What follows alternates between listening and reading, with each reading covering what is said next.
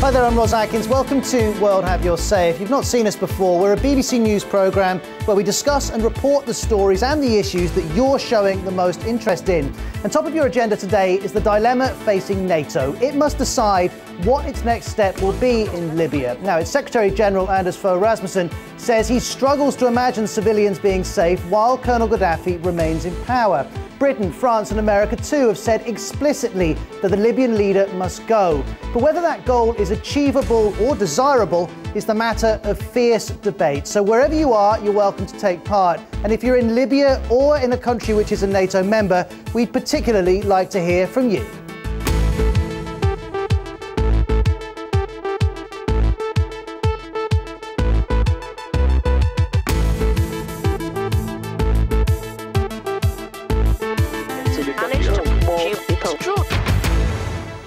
Well, joining us for our conversation are the Italian Foreign Ministry spokesman, the German ambassador to the UK, and a former US ambassador to NATO. They're all going to be live on World Have Your Say, and you can speak directly to them. But before we do that, let's get the latest from the BBC newsroom. We're going to begin in Libya, where there's more evidence of a humanitarian crisis. In Misrata in the west, doctors say they're running short of drugs, beds and staff as they treat civilians targeted by forces loyal to Colonel Gaddafi. Now, as I was saying, NATO Secretary-General Anders Fogh Rasmussen has been setting out his stall on the situation in Libya. This is what he's told the BBC's Zainab Badawi. Regime change as such is not part of the NATO operation. However, our operation will continue as long as there is a threat of attacks against civilians in Libya. We are in Libya mandated by the UN to protect civilians. And as long as Gaddafi stays in power, there is a clear risk of attacks against his own people. Well, as there have been every Friday for weeks, there are demonstrations in Yemen. Supporters of President Ali Abdullah Saleh have been gathering in the capital city, Sana'a. Meanwhile, the opposition's been given a boost as a number of Yemeni religious scholars and tribal leaders have called for the president to step down. Now, he's already promised to go, but not for several months. Two retired Croatian generals have been convicted of committing atrocities in the 1995 military campaign to reclaim land from Serb rebels. Ante Gotovina faces 24 years in prison after being found guilty of killing, deporting and persecuting Serb civilians.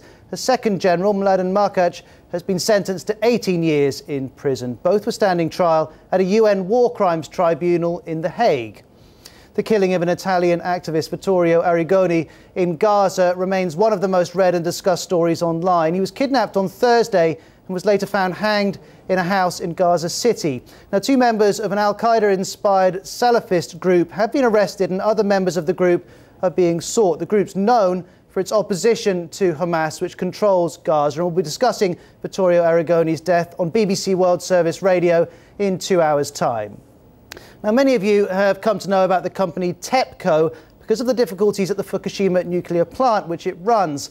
Well, the Japanese government has ordered it to pay compensation to about 50,000 families who've been affected by radiation leaks since last month's tsunami.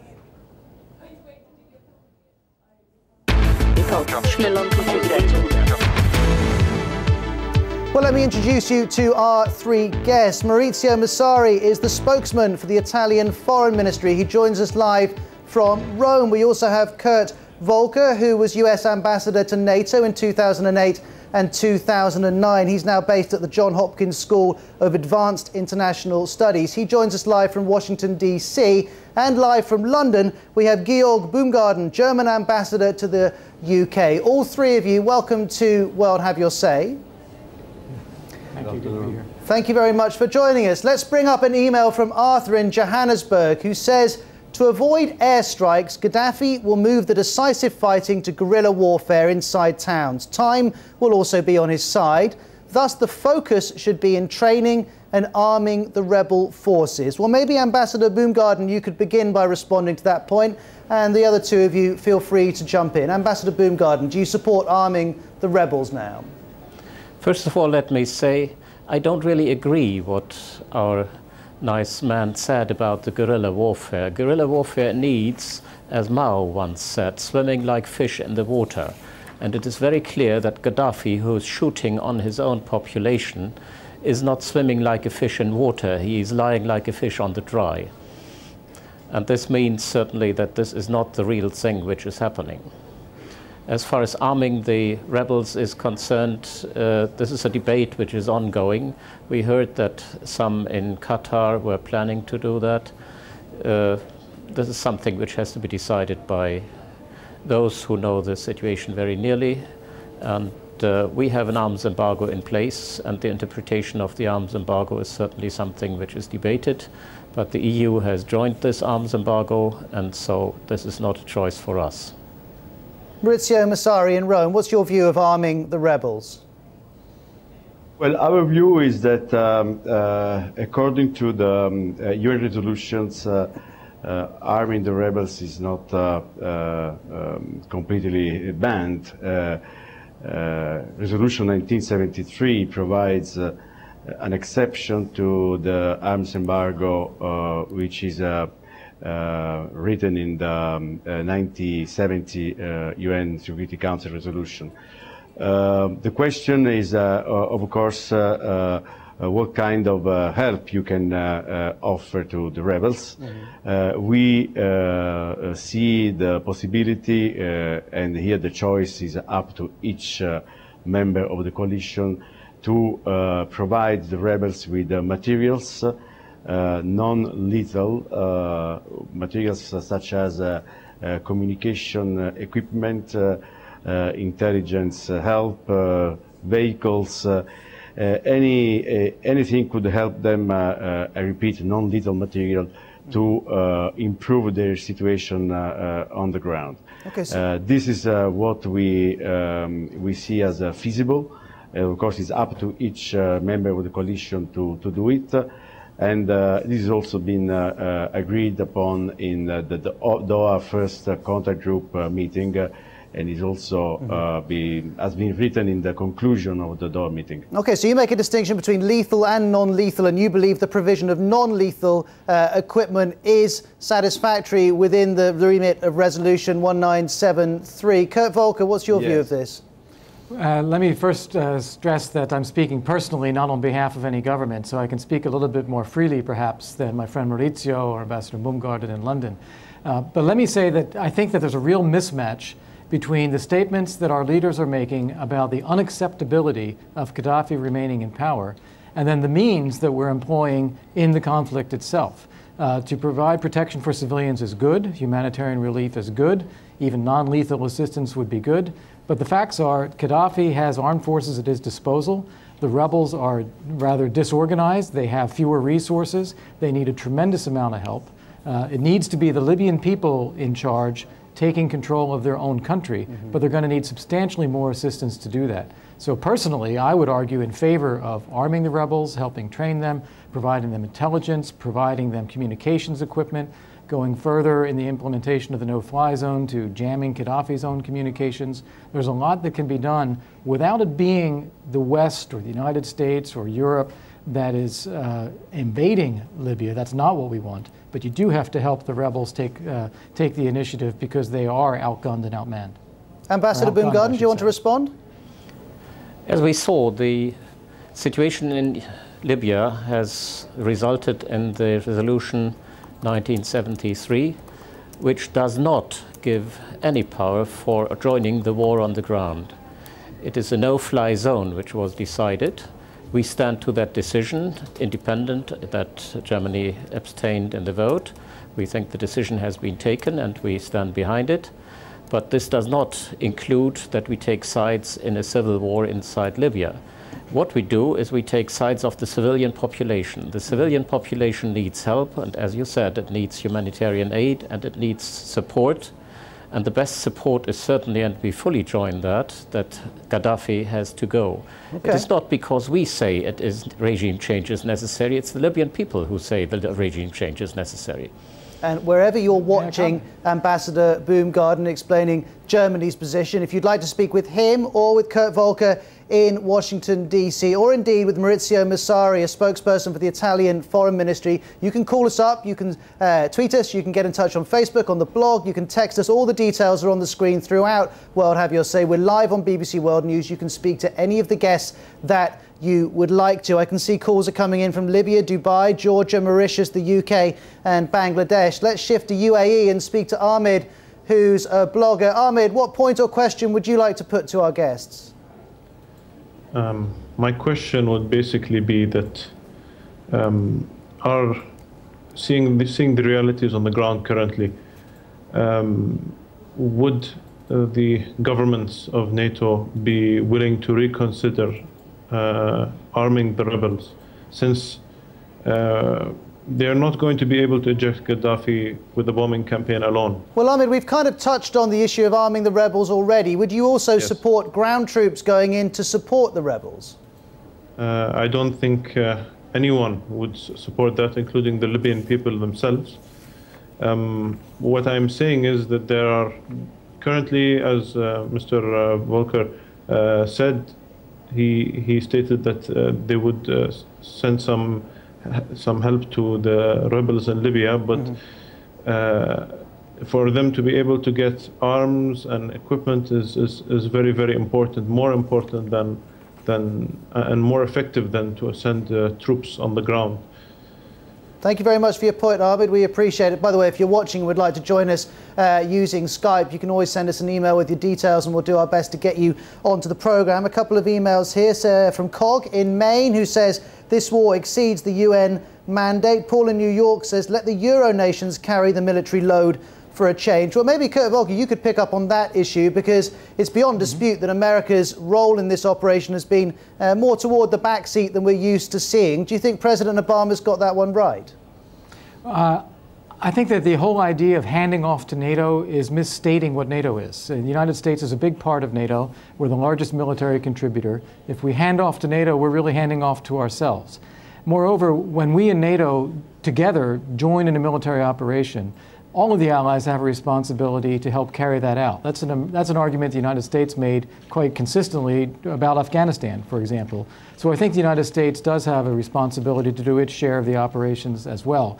I think that's terribly important. If I could comment on the issue of legality, though, this came up in the question of the UN Security Council resolution.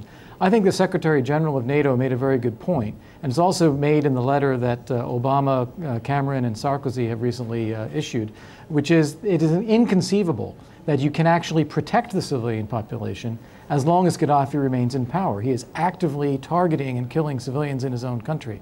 So to say that there's no mandate for going beyond a no-fly zone is one interpretation, but I think another interpretation is the only way to carry out the UN mandate is indeed to go further to arm the rebels and to help ensure that Gaddafi eventually is removed from power. Kurt, thank you very much for responding to that point. If you're watching and would like to tweet me, my Twitter account's open during the programme.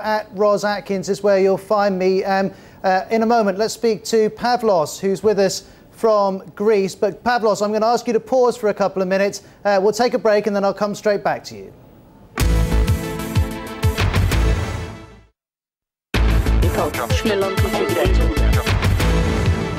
I'm Ros Atkins, welcome back to World Have Your Say. Our three main guests joining you to talk about NATO's options in Libya are Maurizio Massari, the spokesperson for the Italian Foreign Ministry. We also have Kurt Volker, who was US Ambassador to NATO 2008-2009. He's now based at Johns Hopkins University. And last but not least, Georg Boomgaarden, German Ambassador to the UK. All three are live, all three are taking your calls. And I can see that calls have come in from Ghana, Chad, Venezuela, Hong Kong, Switzerland and India. Just before we speak to Pavlos in Greece, let me tell you that some of the newswires are reporting that Syrian security forces are firing tear gas at protesters trying to reach the main Abbasid Square in Damascus. That's according to one witness speaking to the Reuters newswire. We'll bring you more on that as we get it. Now let's turn to Pavlos. You're in Greece, Pavlos. What point or question would you like to put to our guests? Good afternoon. I'd like to begin by obviously wondering when this whole operation began. I think that the secret hope of the alliance was that it could help, it would force an internal collapse of the Gaddafi regime. Now, apparently this has not happened yet, so it does mean, at least to me, that Gaddafi is still enjoying some sort of support in there. My question would be more as far as the scope of the operations is concerned. it is supposed to be about protecting civilians, but on the battlefield, pounding Gaddafi's forces so the rebel forces can advance. Is it really protecting civilians, maybe protecting civilians indirectly, or is it a direct hit on one side of the civil war so that the other side can... Pavlos, there's a couple of interesting points there. Let me start with your first point, which was simply to assert that this has not gone to plan for NATO. They went and got involved on the assumption that Gaddafi's regime would crumble, and that hasn't happened. I've got another message here from Sidan in Mombasa in Kenya, picking up on the same point, saying, America and NATO, admit your mistake. I wonder, Maurizio Massari, whether you think that this has really not gone to plan, that NATO got this one wrong? Well, we always said that for the future of Libya, Gaddafi has to go. This remains, in a way, the political end game of the mission to create a united, democratic Libya, which can meet the aspiration, genuine aspiration of Libyan people. Of course, the NATO operation, the NATO mission is aimed at protecting civilians and to avoid that Gaddafi troops will continue violence against the Libyan population. And this NATO mission aims at creating the conditions for a ceasefire, which, to be credible, of course, needs also to get rid of the Gaddafi regime. So the credibility of the peace on the ground and the ceasefire, of course, is also linked to the departure of Gaddafi. Well, so let me interrupt you there and bring in Ambassador Boomgaarden, because there we have Maurizio Massari saying inevitably the credibility of this mission is tied to Colonel Gaddafi and whether he remains in power, and he's very much still in power. Germany never supported intervention in the first place, so do you think that the credibility of what NATO is doing is now in question? I don't think so. We really stand behind NATO in the whole conflict here. The question is really, will the conflict and how will the conflict end? And the conflict will end when Gaddafi leaves the country and they stop shooting and killing civilians. Therefore, it's a supporting mission to protect civilians, and Gaddafi leaving the country may be the only way to really protect them in a safe way. The other side is certainly that if he does not do this, what else can you do? And here the resolutions we have now don't give us too much evidence what we can do in the future. This has to be debated. What you could do is not get involved in the internal affairs of a sovereign state. There are many countries in the world where human rights abuses occur, and NATO doesn't go in with its airplanes. I fully share the view of David Cameron, who said that if you cannot go to all conflicts and resolve them, this is not an excuse to resolve the one you can resolve. Certainly this is true. The problem here is this really a responsibility of Europe, of NATO, of the West? We are normally criticized, as you just indicated, for intervening in this area.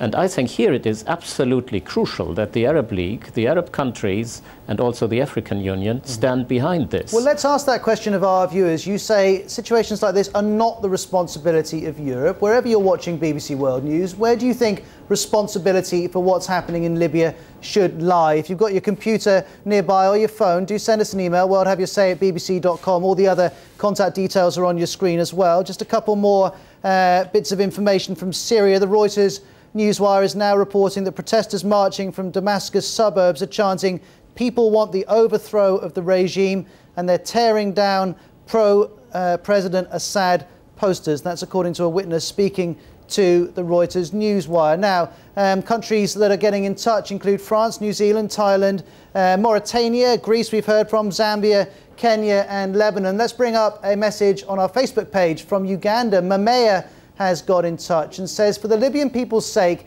it's important that NATO countries intensify their efforts. The cost is sad, but necessary, and would still be higher without them. Well, Kurt Volker, let's turn to that issue, because some people are saying NATO is being too timid, too concerned about civilian casualties and not seeing the bigger picture. Your response?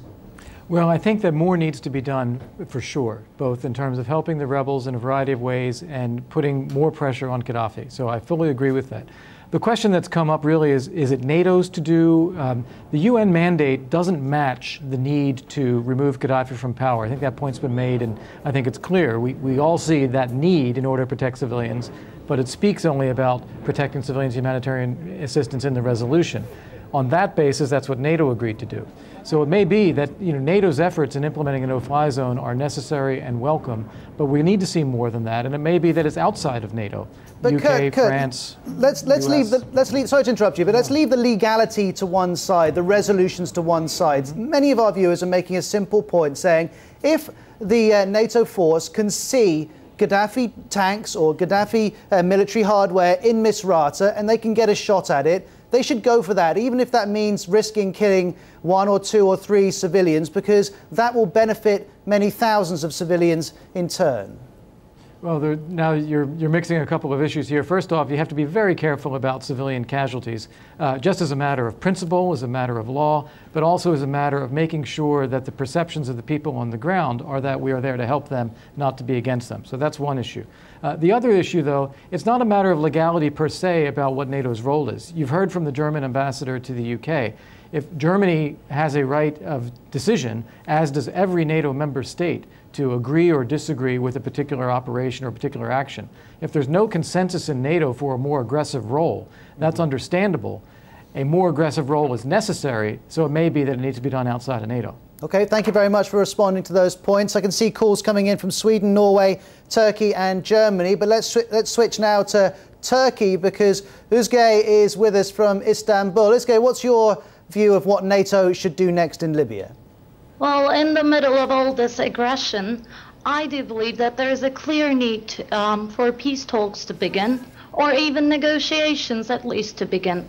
Can a political solution where East can be sovereign domestically with its own parliament and own governance, sharing the wealth of the country and having their own budget, and keep a united front internationally, then the people can choose where they would like to live and how they would like to be governed. UK is a very good example of such a regime with separate Scottish, Welsh and Irish parliaments and the Queen, and has proven quite successful. Okay, let me just jump in here because we're coming up to the end of the programme, and Maurizio Massari, I'd like to get a response from you to Özge's point that actually rather than threatening Gaddafi with removing him from power, NATO and everyone else should be saying let's sit down, both sides, and find a peace by talking. Well, we, of course, are calling, everybody is calling for a political solution. The exit from this crisis is a political one, is not a military one, but it's also clear that there cannot be a political solution with Gaddafi and his family in power. So a process of political reconciliation after the ceasefire needs to be started, certainly, the sooner the better, but without Gaddafi. And this is a clear point that this is not negotiable. All right, well, you say it's... Sir, let me ask you to hold your thought until after the news because we're coming up towards the end of the programme. But Maurizio Massari says, absolutely, Colonel Gaddafi has to go before there are any negotiations. If you're calling up now, your calls are going through to the World Have Your Say team. They'll be taking all of your details down, getting you here onto the television or onto our radio edition. And I'll speak to you in a couple of minutes' time.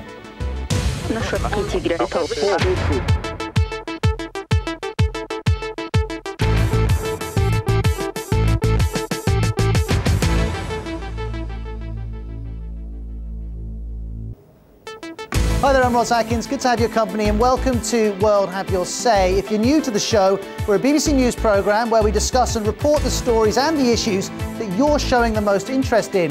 And top of your agenda today is the dilemma facing NATO. It's got to decide what its next step will be in Libya. Now, the Secretary-General, Anders Fogh Rasmussen, says he struggles to imagine civilians being safe while Colonel Gaddafi remains in power. Britain, France and America too have said explicitly that the Libyan leader must go.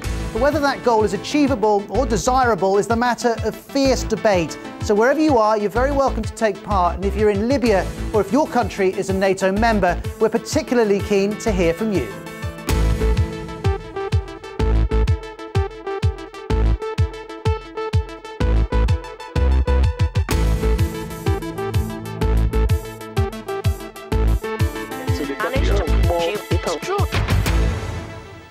Let me introduce you to our three guests. Maurizio Massari is an Italian Foreign Ministry spokesperson. He's live with us from Rome. Live from Washington, D.C. is Kurt Volker, former US ambassador to NATO, now based at Johns Hopkins University. And live from London is Georg Boomgaarden, the German ambassador to the UK.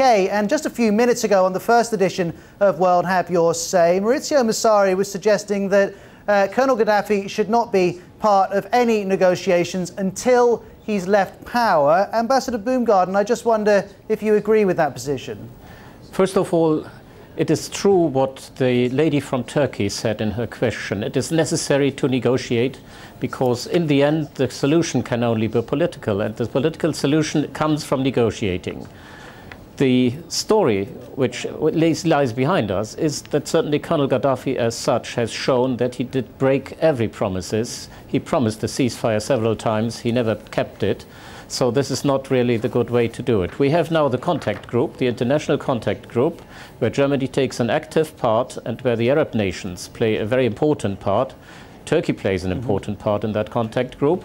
And I think in this group, there has to be the debate now about the future of Libya, about how the Libyan people can be enabled to decide on their own what their future should be. OK, that's what Ambassador Boomgaarden thinks. All of you watching BBC World News, where do you stand on the issue of negotiation with Colonel Gaddafi and where it should stand? That's one of the issues we're going to be getting into on the show. All the contact details will be on the screen as we go along. But before we carry on our conversations, let's get a news summary from the BBC newsroom. And we're going to begin in Libya, where there's more evidence of a humanitarian crisis in Misrata in the west. Doctors say they're running short of drugs, beds and staff as they treat civilians targeted by forces loyal to Colonel Gaddafi. Now, as I was saying a little earlier, NATO's Secretary-General Anders Fogh Rasmussen has been setting out his stall on the situation in Libya. This is what he's told the BBC's Zainab Badawi. Regime change as such is not part of the NATO operation. However, our operation will continue as long as there is a threat of attacks against civilians in Libya. We are in Libya mandated by the UN to protect civilians. And as long as Gaddafi stays in power, there is a clear risk of attacks against his own people. Well, as there have been every Friday for weeks, there are demonstrations in Yemen. Supporters of President Ali Abdullah Saleh have been gathering in the capital city, Sana'a. Meanwhile, the opposition has been given a boost as a number of Yemeni religious scholars and tribal leaders have called for the president to step down. He's already promised to go, but not for several months. Two retired Croatian generals have been convicted of committing atrocities in the 1995 military campaign to reclaim land from Serb rebels. Ante Gotovina faces 24 years in prison after being found guilty of killing, deporting and persecuting Serb civilians. The second general, Mladen Markac, has been sentenced to 18 years in prison. Both were standing trial at a UN War Crimes Tribunal in The Hague. The killing of the Italian activist Vittorio Arrigoni in Gaza remains one of the most read and discussed stories online. He was kidnapped on Thursday and was later found hanged in a house in Gaza City. Two members of an al-Qaeda-inspired Salafist group have been arrested and other members of the group are being sought, and the group is known for its opposition to Hamas, which controls Gaza. We're going to be discussing Vittorio Arrigoni's death on BBC World Service Radio in 1.5 hours' time. Many of you have come to know about the company TEPCO because of the difficulties at the Fukushima nuclear plant which it runs. Well, the Japanese government has ordered it to pay compensation to about 50,000 families who've been affected by radiation leaks since last month's tsunami.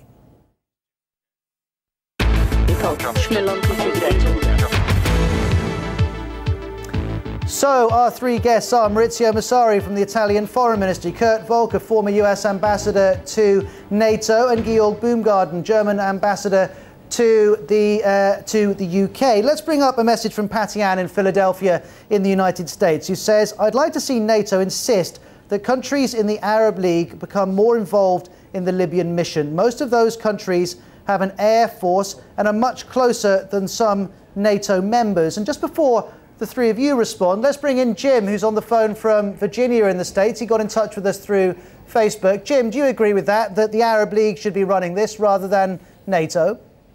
Yes, I do. I actually think NATO opened a Pandora's box when they decided to bomb Gaddafi. Granted, Gaddafi's a brutal dictator, but they are talking out of both sides of their mouth. They're saying we're not advocating, we're not trying to achieve regime change by the bombing campaign, yet they're saying the ultimate goal is to remove Gaddafi. When they do that, they're going to open a huge vacuum, and competing factions will then go to war to achieve power, just as they're doing in Iraq. Iraq is certainly not stable, and as the United States pulls out of there, violence will probably escalate. But on the other hand, I think it's also hypocritical. Look at the genocide that happened in Rwanda. What did we do? Well, Jim, hold on. You're raising a number of issues. For starters, I think a number of leaders have expressed regret about the situation in Rwanda, so I don't think anyone would put that example forward as something to be repeated. But Kurt Volker, let's bring you in here. Jim really mentions two separate issues. What removing Gaddafi will do, whether it will create a vacuum. Let's deal with that a little later. But first of all, just the issue of whether this is really America's business. Every opinion poll I've seen suggests lots of Americans think that it isn't.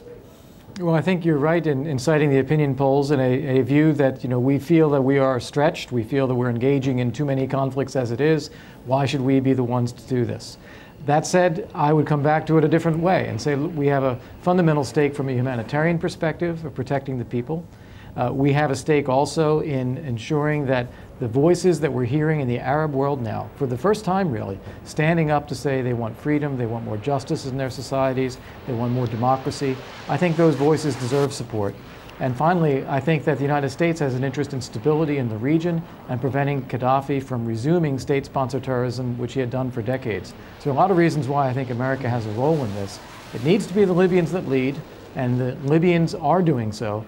And I would agree with the caller from Philadelphia about seeing more Arab support as well. But I also think the United States, with its capabilities, should be supporting those Libyans who are demanding more rights in their own country. And as you're talking, Kurt Volker, we're seeing footage of NATO operations over Libya. Jim mentioned two issues. First, whether it was America's business. Second, what would happen if Colonel Gaddafi were removed from power. Georg, Boomgaarden and Maurizio Massari, where do you stand on this? Maybe Maurizio Massari, we could start with you live from Rome. What's your plan if you do manage to get rid of Colonel Gaddafi? Well, this would be, as I said, the precondition to start a process of political reconciliation among the different components of Libyan society. Certainly the Interim National Committee based in Benghazi, but also the different tribes that populate Libya. In Libya there are at least 140 different tribes. 30 tribes are more important, the most numerous.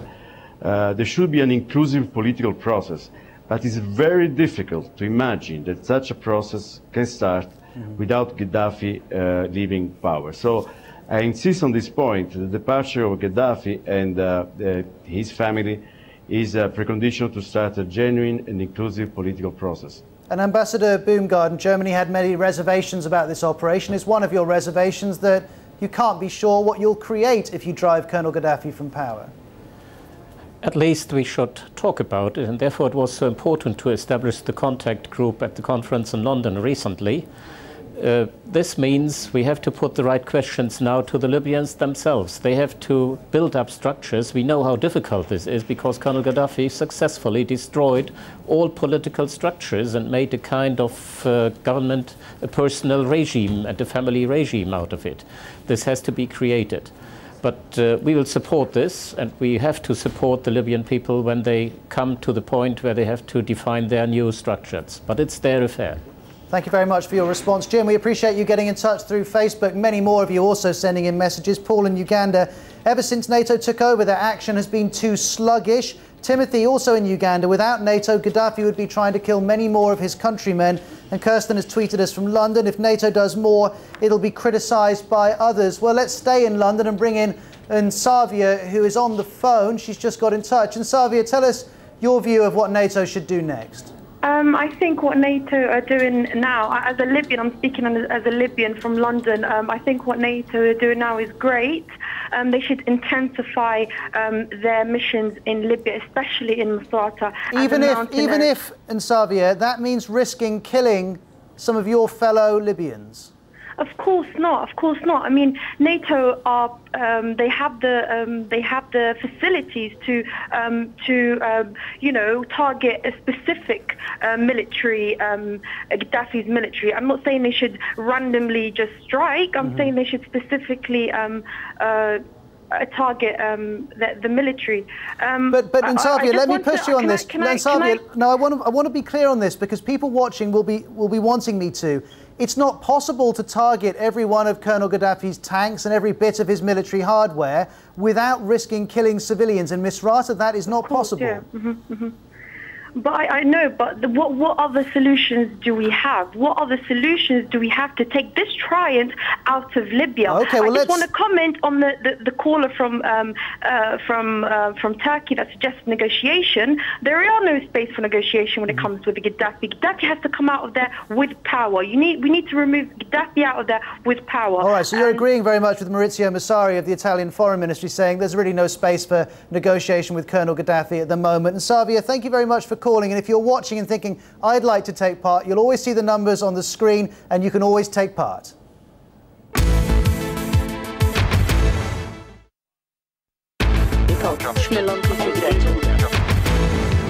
I'm Ross Atkins. Thank you very much indeed for joining us on World Have Your Say. We're talking about NATO's next step in Libya. Kevin has emailed from Ireland. Gaddafi must be brought to an end by any means possible, and Cindy in China is feeling cynical. She says this so-called civilian protection from NATO is merely a politician's game. Well, at the moment we've got calls coming in from Jamaica, Taiwan, Jordan, the Palestinian territories and St. Lucia. Remember, if you don't get onto this edition, there's World Have Your Say Extra here on BBC World News at 19:30 GMT. Let's cross to Nuala McGovern from the World Have Your Say team, who's in the BBC newsroom. Nuala, what have you been hearing? Well, indeed, I have another few countries that I can add to your list there, Roz. Saudi Arabia, the US, Pakistan, Brazil, Romania and Iraq just calling in a moment ago. Calls began coming in the minute we went to air. This is definitely a topic that our listeners want to debate. And our callers seem to be split on whether they want stronger NATO action or not. Now, Gabby chatted to Lamin in Sweden. He is originally from Zambia, and he wanted to respond to Ambassador Boomgaarden. He questioned the credibility of the mission. His words were, he thinks NATO should not be in Libya and that they've actually lost their way. Lots of opinion as well on what NATO should do next. Gregory, he's Nigerian and in Germany. He says NATO should try and enforce a ceasefire. Chums in Brazil said NATO can't work. He says it's been proven so far. He says that the US, the UK and Italy should now take the lead. Well, Amshid is a Libyan in Dubai. He thinks your guests should not trust the rebels, that they killed innocent people. So maybe that's one to take up with them. Thank you very much indeed, Nuala. Well, India Bollocks just tweeted us at BBC_WHYS, picking up on that very point, saying everyone wants to arm the rebels, but how on earth are you going to disarm them? Maybe Kurt Volker, former US ambassador to NATO, you could respond to that one. I think the point that was brought up earlier about negotiation is an important one, and it links to this question of what comes after Gaddafi's removed from power. You need to have a state. A state needs to have a monopoly of force. It needs to be organized structures, and it needs to be based on a negotiation, as Maurizio said, among all the different factions that exist in Italy. So there is an issue about first getting rid of Gaddafi, but then secondly, ensuring the consolidation and solidification of state institutions that will then both have a monopoly of power, but then also respect the rights of the Libyan people. Maurizio Massari, do you have concerns about what the rebels will do with the weapons they have if Colonel Gaddafi leaves power? Well, I don't think so. I think that the rebels, they will use the weapons they have or they will have in order to fight the battle against Gaddafi. Once Gaddafi is out, we are confident that they will use the new political legitimacy for contributing to create this new democratic state. And they will need for that a lot of assistance also from us in terms of advice, expertise, And I think we should think already now, starting from now, on how to help them to build up this new state. Of course, this is their own state. Sir, let me ask you, full ownership. But sir, can I ask you to be explicit here, because lots of our viewers would like you to be explicit on this issue. Will you encourage whoever is in power in Libya following Colonel Gaddafi, if indeed he leaves power, will you insist that the rebels hand over all of the weapons that they have? Well, my answer is that we should help them to build up the new institutions, including the institutions of security. So I think there is a scope to help them to build up their own security forces, their army, and so on and so forth. So that's interesting. You're saying let the Libyans sort this out and let their institutions sort this out rather than outside countries. Let me read you all an email here that's come in from Mohammed in Pakistan. It's actually come through Facebook. He says, is Mr. Sarkozy wanting to finish NATO because he appears to be overstretching it and demeaning it globally with this mission? Ambassador Boomgaarden, was NATO really ever set up for a mission like this?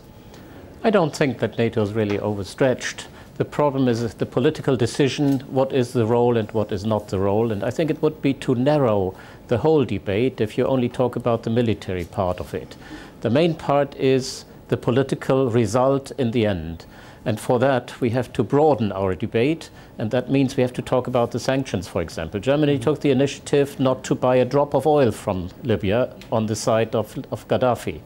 We had all in Europe, we froze, and in the US also, we froze all his accounts. We have to dry him up. This is necessary to keep the means away from him to kill his own people. But Ambassador Boomgaarden, let me jump in here. Kurt Volker, I'd like to hear your view on this as well. Is NATO now involved in a mission which has very little to do with why it was originally created? Shall I answer first? Please do. Okay. I think that NATO was created, obviously, at a very different time with very different threats. You had the Soviet Union, you had imminent threats within Europe, you were facing the possibility of ground warfare, you had nuclear deterrence.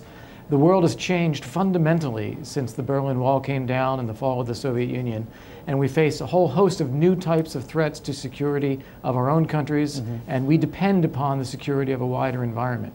So the way that NATO is dealing with that now is very different than the way we dealt with threats during the Cold War. But I think it is precisely what NATO was created for, was to assure our own peace and security as NATO members, and that depends upon helping to build peace and security around us. And that is where we're going to have to leave it here on BBC World News. Many thanks to all three of you for taking part: Maurizio, Massari, Kurt Volker and Georg Boomgaarden. Thanks, of course, to all of you who've been calling the World Have Your Say team from around the world. If you didn't get onto this edition of the programme, we're going to be on air on BBC World Service Radio in 1 hour's time. We'll be back here on BBC World News at 19:30 GMT. Thanks very much for your company. I'll speak to you soon. Goodbye.